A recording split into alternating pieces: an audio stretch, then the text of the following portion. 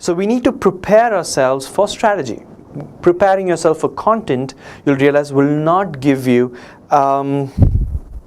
effective results. So what do you do? This is what you do.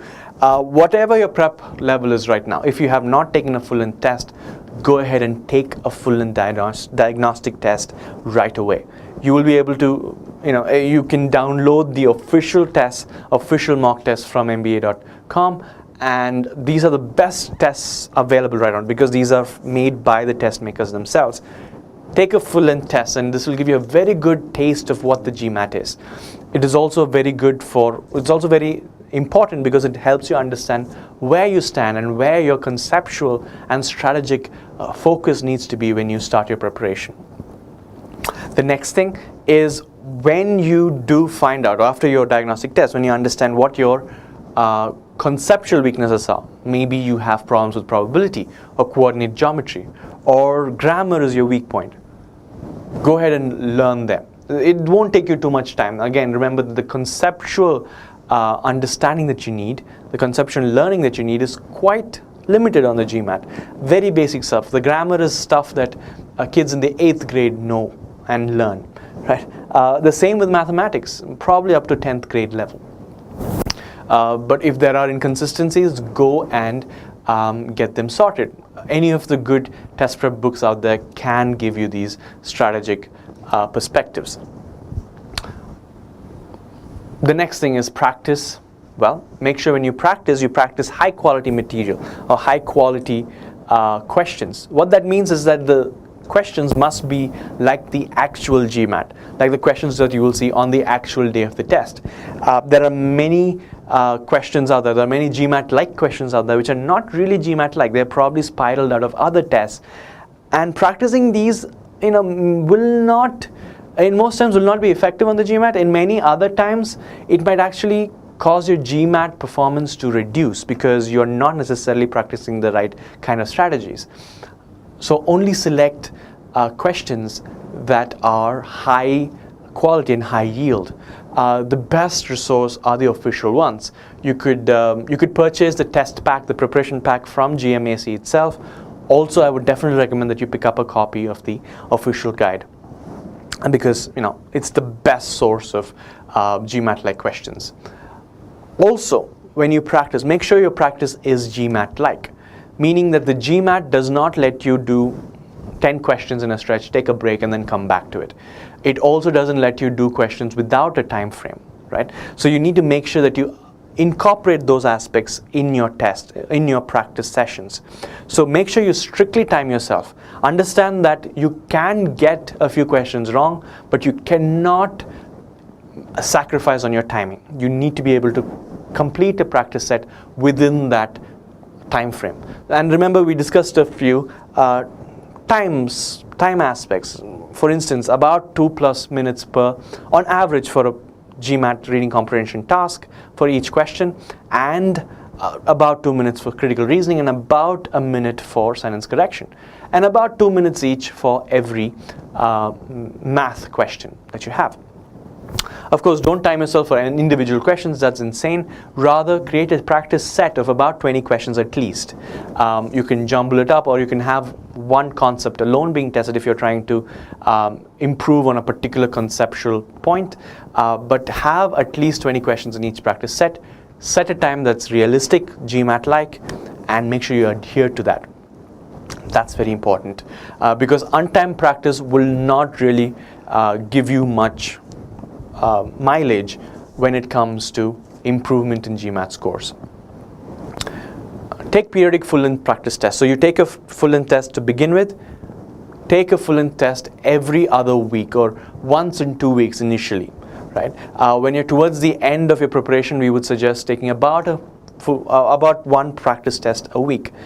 And again, make sure that your full-length practice tests are as close to the actual GMAT as possible. Do not take ones that are not necessarily like the GMAT. You might think that, oh, you know what, practice is practice, it's going to help me. But if it's not like the GMAT, you'll realize that you may be set, the test might set some unrealistic expectations for you. The scores that you see on that test, on that mock test, whichever test that you take, may not be representative of the actual score that you'll get on the day of the test. You need a practice set that is very, very close to the actual GMAT. Also, when you take full-length test, take the entire test with integrated reasoning and AWA. This will prepare you for the actual day.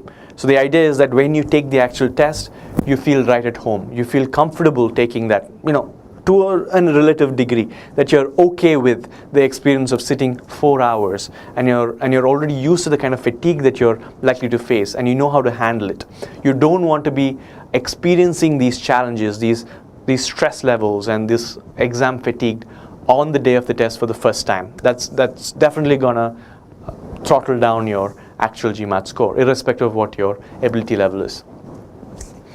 So take the entire test in one sitting, and take only the prescribed breaks, only the amount of time that it suggests. So after, like I said, after integrated reasoning and AWA, take an 8-minute break, and then come back and start the test as soon as 8 minutes is over, and then after quant, take a break, and then after verbal, you're done.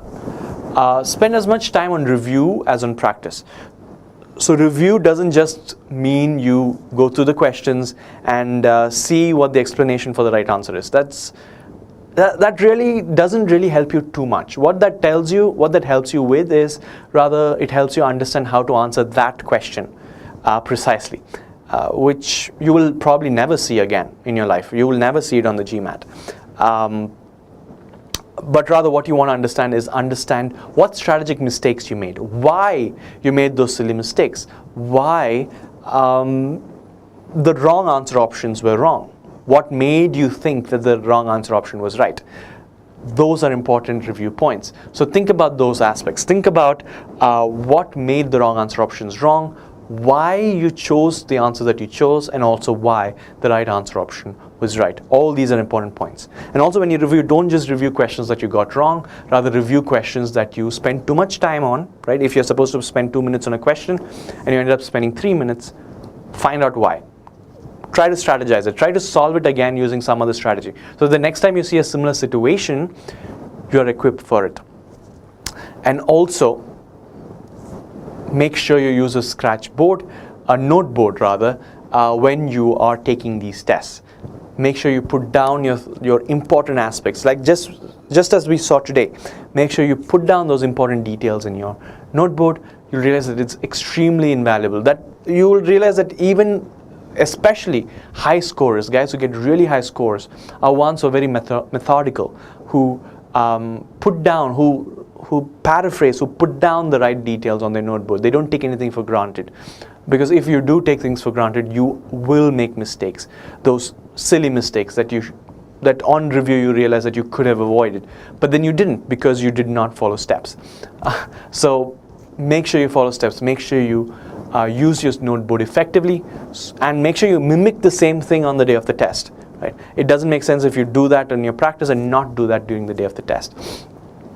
Also review meticulously. Like I said, think about all the different aspects of why the question was wrong, why the wrong answer options were wrong, what made them wrong as well. And that's pretty much it. If you're able to do these things, if you're able to take full-length tests periodically, if you're able to review your work precisely, meticulously, and you practice in a very realistic GMAT-like environment, you will realize that you are going to see substantial improvements in your score from the time that you start.